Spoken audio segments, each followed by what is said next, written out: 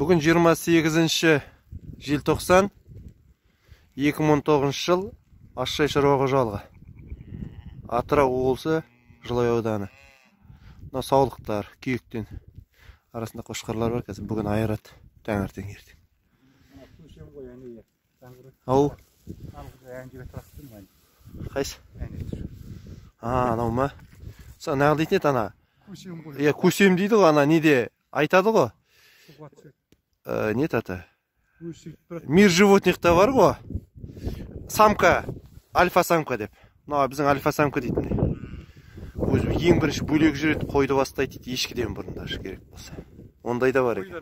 Адам бөлек тұрады. Солай ма? Өзі сондай да, сонда шынымен альфа болып тұр ғой да, бастайтын. Білен қара ғой.